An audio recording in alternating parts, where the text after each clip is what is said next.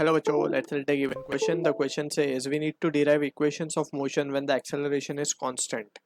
So, to understand this question, we need to understand about the concept of equation of motion. So, before getting into it, we have to have a basic understanding of the different terms like velocity, displacement and acceleration. So जब हम बात करते हैं velocity की, so basically ये velocity अगर हम just कह रहे हैं velocity, so it is an average velocity. So average velocity is nothing but it is change in displacement with respect to time. या फिर हम यूँ कहें कि total displacement upon total time is what the average velocity. And इसी को हम लिख सकते हैं for a very small change in displacement we can write this value as to be instantaneous velocity, that is delta t tends to 0. if अगर हम limit लगा दें delta t tends to 0, that is बहुत कम छोटे से displacement के लिए, so in that situation delta s upon delta t को हम लिख सकते हैं ds by dt. So this is the form of velocity we can write instantaneous. अब यहाँ पे similarly we can write acceleration can be written as delta v by delta t. For small change we can say it has to be dv by dt.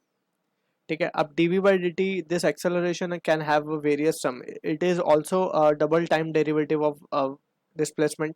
So इसको इस तरीके से भी हम लिख सकते हैं और इसको इस तरीके से भी लिखा जा सकता है if dv by dt के साथ अगर हम dx ऊपर नीचे मल्टीप्लाई कर दें ds और ds, तो ds by dt को हम लिख सकते हैं, ये टर्म लिखा जा सकता है v. So from this we can have this value as to be v dv by dx, v dv by ds. So various forms of acceleration can be possible to write. अब equation of motion की बात करते हैं. So equation of motions की जब हम बात करें, सो there are three important equation that we need to keep in mind. V equals to u plus at, s is equals to ut plus half at square. First equation जो है उसे हम कहते हैं velocity time equation, second equation is displacement time equation and third equation is v square equals to u square plus 2as. अभी हम ये derive करेंगे, that is what the question they have asked us.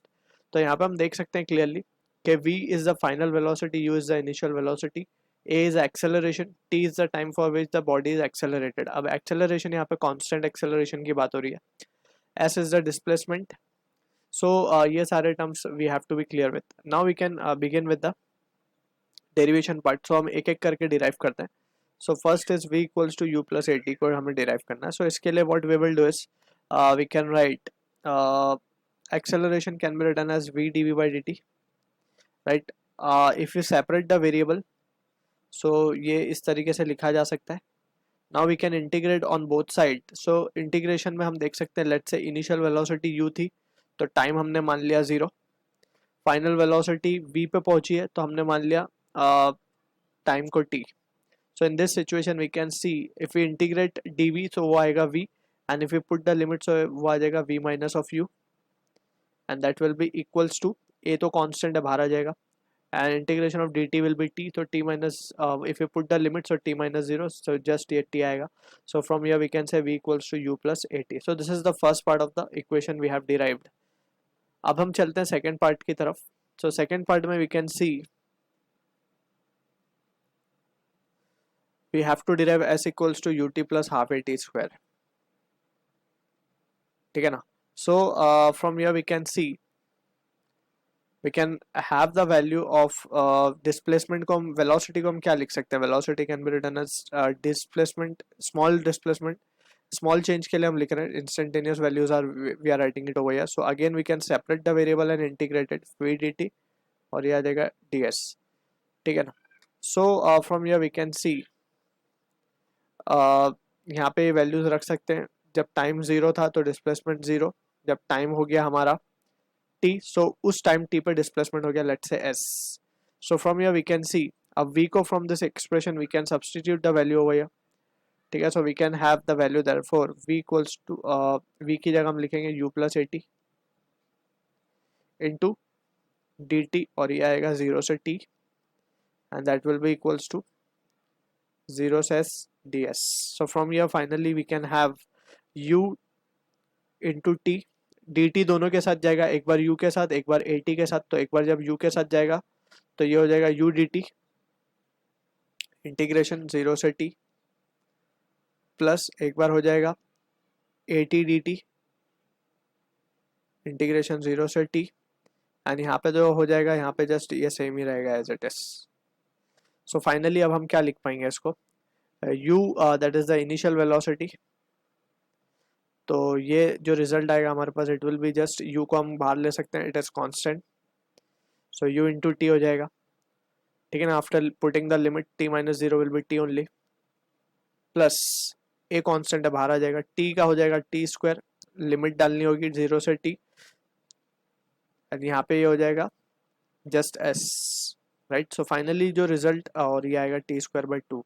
X to N का integration होता है X to N plus one upon N plus one. So this is the thing we need to remember. अब यहाँ से s की value finally क्या आ रही है हमारे पास, s is coming out to be ut plus half a t square, ठीक है. So this is the result, और we have derived the second equation of motion. Now अब हम बात करते हैं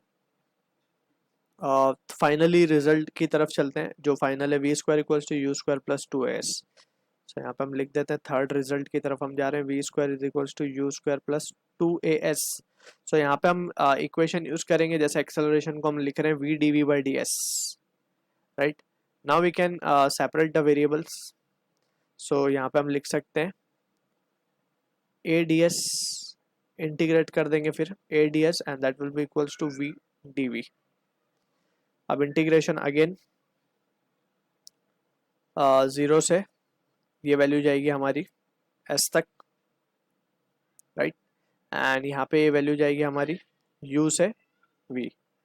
जब टाइम 0 था तो वेलोसिटी, इनिशियल वेलोसिटी थी 0, जब डिस्प्लेसमेंट s हुआ तो फाइनल वेलोसिटी हो गई v. सो अब यहाँ से a तो कांस्टेंट है, तो ये रिजल्ट तो जस्ट as आ जाएगा. यहाँ पे v dv का इंटीग्रेशन होगा v स्क्वायर बाई 2,